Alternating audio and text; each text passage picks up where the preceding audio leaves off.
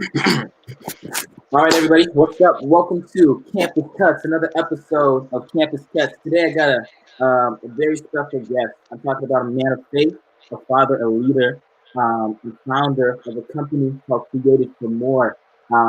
If y'all have seen him and his wife on social media, they're big, and their expression of loving of Jesus Christ and as a believer, it's amazing to have an opportunity to be able to chop it up with a leader, man, a public figure on the on social, and living life authentically. Mr. Anthony Rush, welcome to the show. Appreciate you, brother. Thanks for having me. Yes, sir. Yes, sir, man. Like this is so wild because it just feels like another day. I'm like, man, I'm with this guy who's famous. Uh, yeah, I appreciate it. Yeah, bro. So, first, welcome to the show. So, I just want to get allow the audience to know you. Like, so, what is your name? What you're currently doing right now? Mhm. Who did you graduate from? And after that, we'll just keep on moving. For sure. Yeah, my name is Anthony Rush Jr. I graduated back in 2016 or 15 from Lincoln Christian University, and now I work for Nike, and I have my own faith-based clothing line called Creative for More. Okay. So, That's amazing. That's amazing, man. So when it came for just you living your life, just growing up, man. Talk about that experience in college first. Like, who is Anthony Rush? Who is the man that we see today all over, being a leader, being an example? Who are you, bro? man, I'm still in process, but I would say becoming a father has shaped and changed me, man, drastically from who I was before Harlem was born, which was 2 years ago. And now having my son Bronx, I think I'm becoming more of a protector. Um, Always been a laid back kind of guy, but I know more now that I have to, assert myself in a different manner for my kids and for my wife. So, being married and a father has made me more of a protector, definitely a leader, and I have to be more vocal. You know what I'm saying? So that all that spills over into who I am at work and who I am with my friends and my family. So um, I am a leader. I am a follower of Christ, and all that. I'm still the laid back man that I was accustomed to being before. I'm more vocal now as a man and expressive. Right. Back then I wasn't like that, or I just see the more importance of being expressive and being, more present. Now, especially with everything going on, man, I Right. think greater appreciation for life has I've been embracing lately, and just taking everything one day at a time, but most definitely cherishing every moment that I have. To be a dad, to be a husband, to be a follower of Christ, to have friends and family, to impact people on a daily basis. So um, I think I'm just striving, bro. I'm a man striving. That's literally what it is. That's who I am, a man striving. That's good. That's so good that that you say that because I know that in our generation, um, we don't. I don't know, man. Like for me, I look up to you in a way, well, in a way because I just see the way that you embrace fatherhood, and I think I know, Hmm. like us as black men in our community, we don't necessarily see that often. We don't see that All right. embrace, and you being able to be so vulnerable and Hmm. authentic in the way that you're doing it, and you do it in such a cool way, like you're, hey man, this is who I am. Me, I love to be laid back. I'm not the most talk or whatever. And Hmm. I don't know. Me, I always came with the question. I wonder how I'm gonna raise my kids. I wonder how I'm gonna continue to move and whatever. Like you're relatively young. Like you're still in your 20s, right? Yes, I am. Hmm. Yeah. So it's like, man, okay, but what does it mean to be, I guess, quote unquote, on the border of like millennial and Gen Z, and then after that, like still like raise your kids, but also still finding yourself like your identity and who you are, growing and all that. Hmm. I think, man, it's a learning curve every day. Um, Still being, in that millennial age, but still, kind of considered within that old generation. Um, it's a process, bro. Every day, I have to decide what kind of man I want to be. I use this all the time, but my dad would literally ask me every single day from the time I was like 6 up, you need to tell me. He's like, what kind of man do you want to be? And, I have that in the back of my mind every single day. Now that I have 2 kids to raise, it's not about me anymore.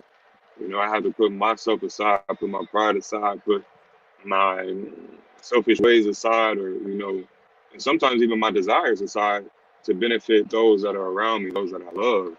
So Right, it's it's sometimes bittersweet, but God always knows what He's doing, and you got to trust in His will and His way, because we know that He has the best for us, regardless of what we may see right in front of us, or what we may think is what we need or what we want. So I think for me is so I have to constantly remind myself that you know God has what's in store for me, whether I see it right now in the moment or whether it's going to be later down the line. So it's I'm becoming more mature every single day, and it's a process. And I think it gets tough at times. Sometimes I don't want to do it. Sometimes I don't want to be a dad. Sometimes I right, don't want to be a husband. And that's just 100. But I know that I this is a covenant, and I understand that you're gonna have those days. But right, nothing tops being a dad. Nothing tops being a husband and having someone to do life with.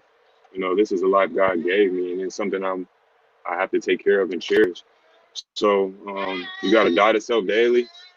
Kill that flesh and that those selfish desires the enemy tries to overbarge you with, and just remember why you did this in the first place, why you became a dad, why you became married. The joys that come with it.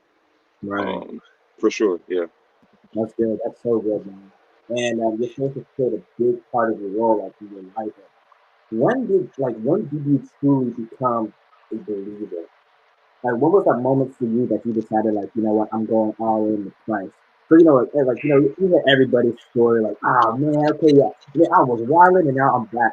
yeah, But yeah, I know, like, for us, I know for me growing up, when I was like thinking about, like, allowing God in my life, yeah. what I went to church. Okay, went to so many different churches, some African churches, some black churches, some white churches, and there's so many different ways. He's like, church, he's like, can I still be me? I still want to do this stuff. I still want to play ball. I still want to be all this.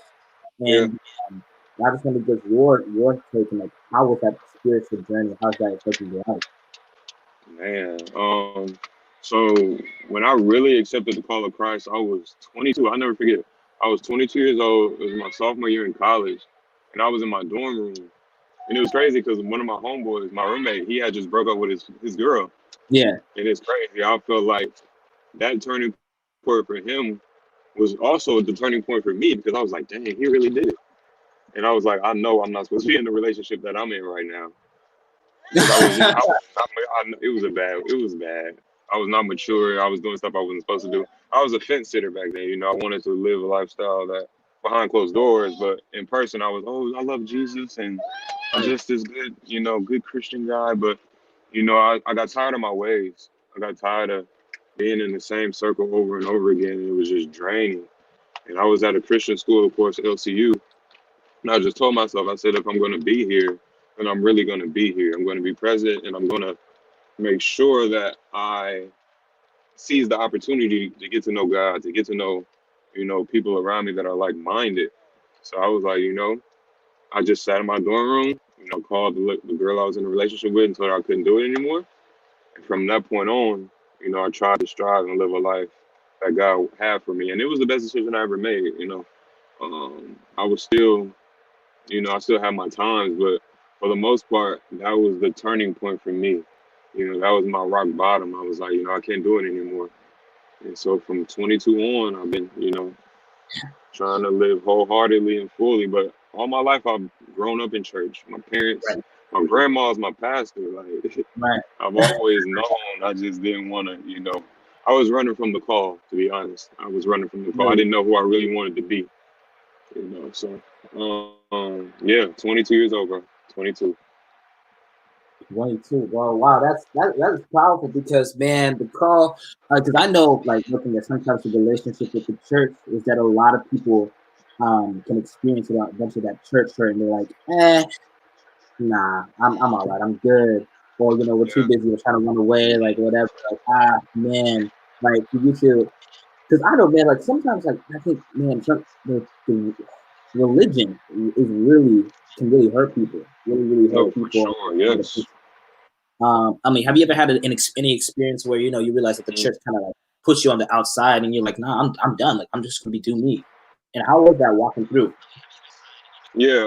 I think in college, so my college was a predominantly white school. Like when I transferred to the school, I was like one of 7 black people, literally, like one of 7 black people. Really? And I think that, yeah, one of 7, bro. It was it was pretty bad my sophomore year when I transferred. It was bad, but it was good at the same time because I got to see a different crowd. I wasn't always around my same people. I got to see the different side of people, but at the same time, it was culture shock. So the white culture is drastically different from black culture, and they don't understand us completely. So when I got there, some of my ways were different from some of my teammates' ways, and Right, that was feeling to, the way they see me as a black Christian man. And right, sometimes things would come out of their mouths that I, 100% didn't agree with, or I didn't feel like, yeah, you're supposed to be my brother in Christ. And more importantly, we are in the same spaces for half the year because you're my right, teammate. right. And then, for you to act a certain way, that kind of threw me off as, is this how church people really act? If that's the case, I don't want to be involved with any of that. But, as you get older, you understand that just because somebody claims Christian, that doesn't mean that that's their character. So, Mm, sometimes people, you can be at a certain level, but that doesn't mean they're there. And you can't hold it against them. Sometimes you can, but sometimes you can't. Humans are humans, and we're going to mess up, and everybody's not perfect. So I'm not perfect, so I can't expect you to be the same way. And just because you don't see it how I do, then, we might just be at odds with that. But, I'm still going to love you and try to respect you because that's how Christ would do. And I might not do it all the time, but, that's definitely in the forefront of my mind. And that's how it was for me then. It took me a while to understand that. But I think, in hindsight, looking back, um, once I understood that, it made my life and my walk with Christ much easier. Because once you put people, it's like we give people too much credit sometimes. We try to right. say, oh man, they're supposed to be a man of God, blah, blah, blah. Okay, that's cool, but they're a human at the end of the day. Jesus is doing the work. It's not them doing the work.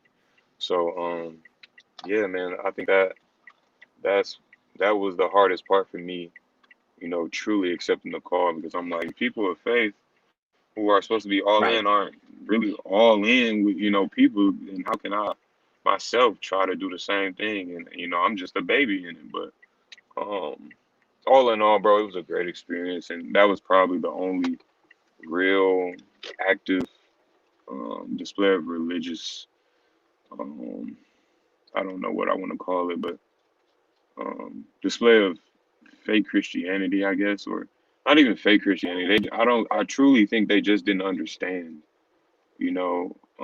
how to operate in the same spaces as me, Mm, and that was just culture.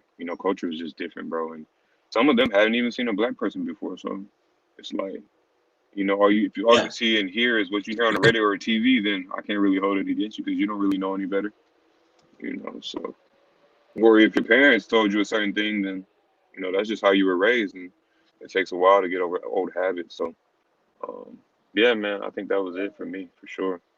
Yeah, bro. Oh, dude, you're so right. Because I resonate heavily with that because I currently go to PW. I go to Baylor down Hmm. there. And I mean, of course, they're doing their best to compare. Well, they're doing a really great job of trying to embrace diversity, right? Yeah. But I know there's been so many times where I was just walking in spaces where um, for me, I never really grew up with a lot of black people. I was predominantly, I was in school. I was in Dallas, born and raised in Dallas, but I lived with a great, very huge, diverse school. Right? It was awesome. It was great. But I know that once I went to Baylor, like some of like the professors, my teachers were like, "Oh, you sure you want to go there? Like, it's very granola." That's how they said it. I was like, Wow, "What?" I that's didn't know what. crazy. I've never heard that. No, I know, right? I was like, "Shout out Miss Beeler." She was like, "Yeah, it's very granola. You sure want to go?" I was like, okay." And sometimes when you're walking in these environments, there is this notion of there's a gray area. Shout out to my guy Kenna and Genesis Gray. We talked about this on my podcast with him. Um, he said how um, there's, you know, my life, I was told that I wasn't black enough. Like, Mm, all my friends were like, "Oh, yeah, it's not you're white because of the way that you speak or mhm. you talk." And then I know with or like I don't know, it was just so weird. It was just such a Yeah, like yeah, this yeah. weird culture. And then now kidding there, I know my auntie told me, "Hey, remember whenever you go to college, are you going to identify as black or are you going to identify African?" And Mm, because my whole life I was told, "Hey, Tanaka, you're not black. You're white. You're an Oreo." Like this, my whole life I was told that. And shoot, I even believed it because I was like, "Okay, yeah, sure, I guess." I don't right. know, Mhm. because I was not falling necessarily to the stereotypes of playing basketball. I mean, I did play basketball in high school a little bit. Mhm. I was mostly like a soccer kid, and Right. um, and so I go from this to now, and then coming to my school, like, oh shoot, my race actually does play a part. It shouldn't have to, but Right. it's one of those things that I'm going in, and especially at a PWI, it's such a weird feeling. Right. Man, I don't know. I don't know. It was just like it was so funny just to be able to see like, oh man, where do I fit in? Where do I belong? How am I able to do that? And I know like I joined some faith-based organizations, and I was like one of the only ones there, only the black people there. But it wasn't Yeah. until I met with my tribe, like FaceTime with God, that we were able really just find community. And why Yeah. do you think? Now, my question for you is like, why do you think it's so important for us to find community of people that look like you, but also Mhm. be surrounded by community that is outside of your culture, outside of your norm? I think it's important to integrate because that's what Christ did. When he came to Right, earth, he wasn't around the church people 100% of the time. He was in there with the slums. He was in there with prostitutes and tax collectors and people that were lame and unusual people. So I feel like it's my job and duty to surround myself with those that are different from me because we're called to love all. Treat others as you would want to be treated. So regardless of what you look like, regardless of where you come from, I'm going to treat you with the respect that I want. And that is partly because of how I was raised. I was, raised told to respect everyone, raised to love who I am, love and to embrace, the blackness in me. I'm not something that should be feared or somebody that's, criminal. I'm just like, my white brother across from me or my Dominican brother across from me. It doesn't matter who it is, regardless of that. Love yourself first. And then, right, because if you don't love yourself, how can you love somebody else? You right, don't love the own skin you're in. You can't possibly. There's no way you can love somebody, you know, in front of you, and you can't love yourself. So my dad and my family they're like pro-black, but in the best way possible. right, They've always put into me, that I was somebody special, that I was going to be somebody in this world, and that God had a purpose for me that nobody else could feel. And I think that was something that it took me a while to embrace. But once I did that, I grew a certain confidence about myself. And, I was able to step in spaces where there's all white people and not feel uncomfortable or, different races and step in there and be myself regardless of, what's the situation. And I think it's important especially for us as black people in the time that we're in now, right, or just people of color to, truly embrace ourselves and we don't need anybody else to feel sorry for us. We don't need anybody else to, validate who we are because it's in history books and we know who we are. We know where we come from. And we right, know, and first and foremost, we know who created us, right, So we're created in the image of Christ. And I think that's the most important thing once we embrace that and remember, nobody can take anything from us, because God's facts over humans' opinion always. And I think we right, need to walk in that and, keep that in the forefront of our minds, although it's hard sometimes, especially when, the world can be so cruel and people over the internet can feel like they can say whatever they want. right, Um, we got to walk in the truths of Christ regardless of situation. And it's important to have a community around you that can validate that and, remind you of who you are, and I think in college, that's what helped me the most. I had a group of guys that were like-minded and were yeah, able to elevate and push me to be the best man, regardless if I seen the potential they did. And so they weren't going to let me drag and let me hang low. And it was good to have people that were like me, black, and people that weren't like me, that build that camaraderie. And it just made me want to be a better man, because if I see another black man doing it, I know it's possible. And Right, if I see somebody that doesn't look like me, pushing me to be better, then I know, oh man, I can trust them. Not all white people, not all Mexican people are the same. right. Not all black people are the same. So, yeah, bro, I think that's very important on both sides of the fence. Yeah, that's really good, and I really liked how you said that, man. And to even just point out about the idea that if another person is doing that, like why am I not able to do that? Why am I not able to step into the Mm-hmm. forefront? I'm not able to continue to hold my weight. Not necessarily hold my weight, because we know that both of us, we know that the weight has already been lifted. But for us to can truly walk and genuinely walk in our purpose, you know what I mean? Mm-hmm. Yes, sir. That's Yes, facts. sir. And but now, like, of course, the world has been very chaotic in Sheesh. 2020. Like, I mean, chaotic to the extreme. I mean, Yes. I can't, I don't relate to this idea, but I know that a lot of people would say it would be scared, like, oh man, like, I don't know what to say to my son, or I'm gonna have this conversation with my son. But Mm-hmm. what is the like throughout this time of these 9 months of the 2020? What has it been to be a black man in America, but most importantly, like a black father? Because I don't like, I personally have never really had this type of perspective on the show or anything like that. Like, especially in the times that we're um, in terms of how to raise your sons. Like you're raising two beautiful, awesome boys, right? But now it's like, oh shoot, Yeah. Uh, yeah, we good. I think we good now. oh, can you hear me? Yeah, I think we good. I can see you. Can you see me? Yeah, I can see you. Yeah. Okay, but yeah.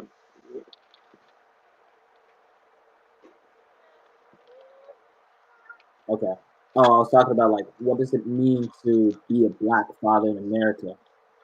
And yeah, yeah, like, whew, um, Okay. that's definitely loaded. But yeah,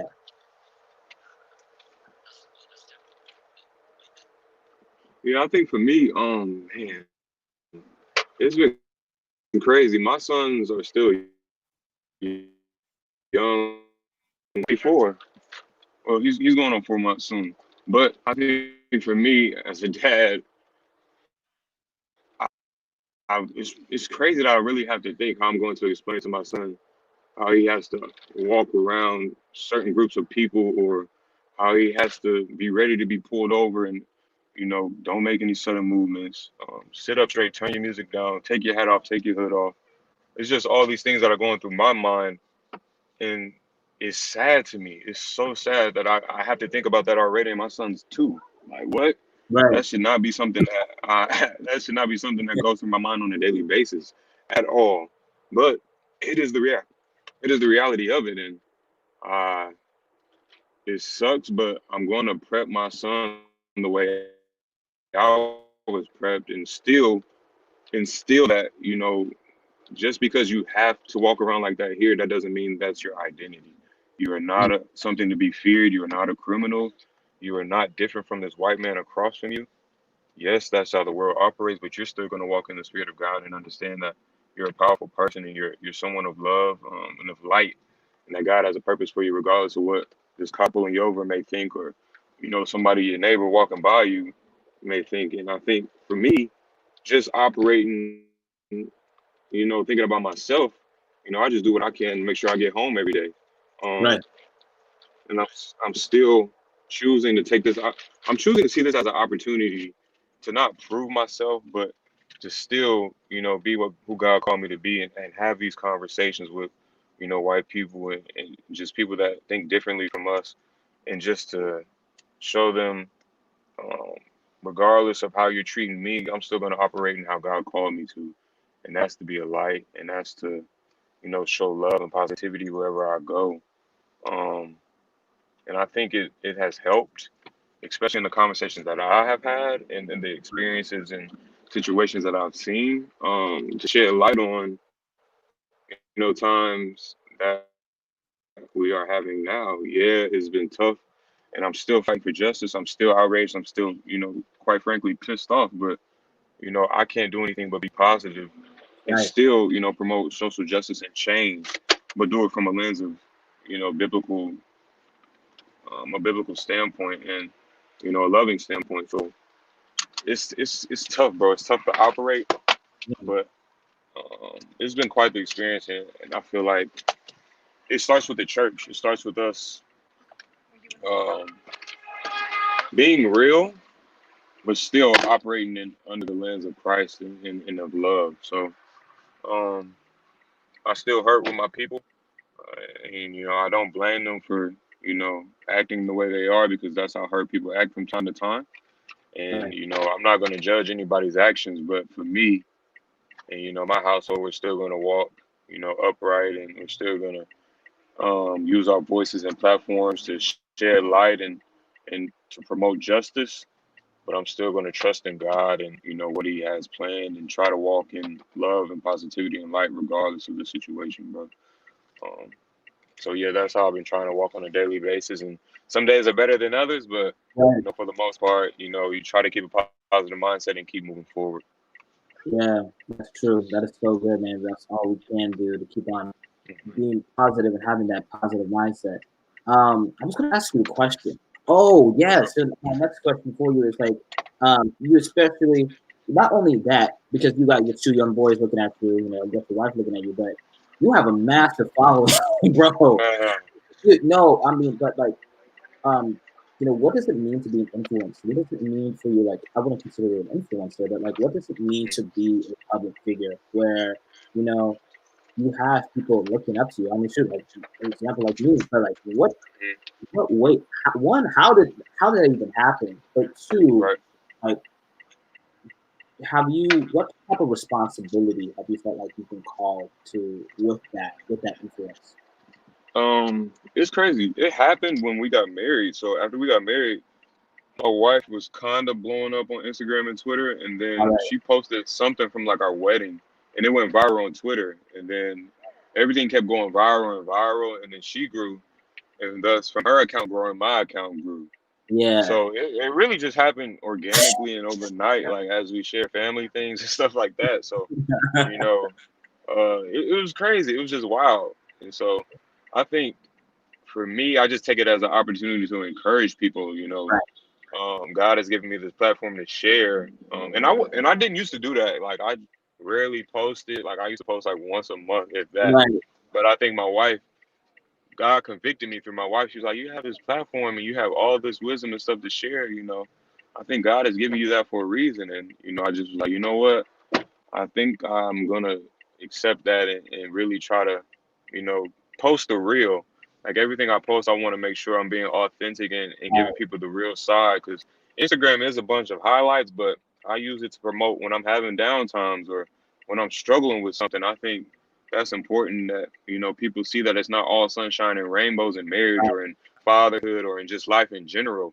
Yes, I'm gonna post highlights and stuff like that, but I want to keep it real and because I've had plenty of times where people have commented like, "Yo, I needed this," or messaged me like, "This spoke to me." I'm having the same thing or I'm going through the same thing. So I think it's been therapeutic and it's been, a thing of encouragement because I try to post only when I feel like the Holy Spirit's, working through me and giving me something to say. So I just pray that it helps people, and I see it does. And all honor, glory to God. None of it's me.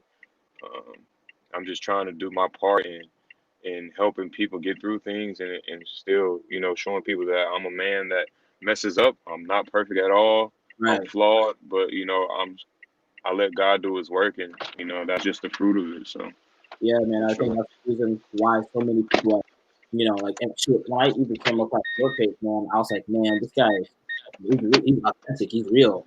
And because you just resonate, it's not like you're manufacturing, okay, cool, I'm gonna put this, that. Like, you're just saying it for how it is, man. And Hmm. it's incredible. And especially, as black men, we don't necessarily are the ones that are share that expressive side, you know? And Facts. yet, like, Yes. we don't do that well, but you do that well. At Like, all. you continue to to break the mold. And now it's so good because when we see the media, we all like the media has portrayed us in a way that's kind of like, nah, nah, nah. But now it's Right. like, we got people like you, got my brother like this other guy I know in Dallas, Terrell Patterson, two or more. The guy that went viral talking about fatherhood with his daughter, I forgot his name, that's the vlog. It's Mhm. refreshing. You are legitimately breaking the mold, and allowing people to be real and authentic, and allowing people to love and showing people that you can be black, you can be a black man, and you can love Christ, and you can be married. Like Facts. so, like, too many times we always see like, oh, bro, how I'm gonna get the next car, how I'm gonna get this to a girl, how I'm gonna get this, but like, nah, man, I'm here, I have a family, I'm here talking about life of Christ, all that. Hmm. Yes. I appreciate that, bro, for real. It's Yeah, crazy yeah, because I was never expressive. Like, I think being vulnerable was something, especially when I got married. That's what grew me as being open and vulnerable. I was not expressive at all. And that was right, one thing that was a strain on our marriage early on, like first year, second year. But I realized that there's freedom in vulnerability, there's power in vulnerability and transparency. And I think that's what builds connection. People want to see the real side of you. They don't want to see all that highlight and I mean they do, but they yeah, cherish, being vulnerable more and they respect that. And I think like you said, as black men, we are not taught that. And that's rare. Like we're taught to tuck emotions, we're taught to be the hard ones, and sometimes, quite frankly, that's how some people have to grow up, unfortunately, and right, that right, sucks. But I think now, especially in this age, we're seeing black men embrace feelings more, and be more open, and I'm loving it. I think that's very therapeutic for us, and I think that helps the mental health side of us for sure, as black absolutely, people. So yeah, and as men. yeah. It looks like that you gotta go, right? Hmm. For sure. All right. So Oh no, no, I got we could, if you got a couple more for sure. You got a couple more. Oh, okay, bet. So yeah, at least Yeah, like the last question, because I want to be precious of your time, bro, because for sure. I you're on appreciate holiday, it. your time with fam. For Um, sure. so like these are like the bigger questions. First question is, what are three things that you would tell to your 21-year-old self? Ooh wee. 21-year-old self, he was a bad boy. I would probably number one would be take your time. I think when I was that age, I was rushing. I felt like I had to have everything together. And then try to put up a front. And I think in turn, that's what it made me do. It made me Mm, put up a fake facade because I felt like I had to be where everybody else was. mm, And that's definitely not the case. Take your time, get to know yourself, get to know the things you value, what you want to do, and it's okay if you're not there because you're 21 years old, you're still learning, and even now, I'm about to be 29, and I'm still trying to take my time and learn and grow. It's a process for everything. And I think number two would be it's a process. You're not going to be there overnight. right, Sometimes that happens for people, but your journey is not everybody else's journey. So you may have to go through things differently than your friend did or than your uncle did, and it's not always going to be the same thing. And number three, that is it. It's a journey. Life is a journey. You're not going to get there one step. It takes one step at a time. And Christ puts us through things sometimes that we need to go through to grow. And I think I realized that in college, a lot of that stuff I had to go through because if I didn't, I wouldn't be who I am today. I wouldn't be learning the way I am and progressing the way I am. So and you may progress later, but stay faithful, stay down, stay on that straight and narrow, and keep striving daily because it's all a journey. So I think those would be the three yes, sir. things for me for sure. Yes, sir, bro. That's powerful, man. That's really good. I mean, sure, I need that myself, Man, man. Because I'm 21. I'm like, all right, man. How can we? Bro, for sure, bro, for sure. it's tough out here.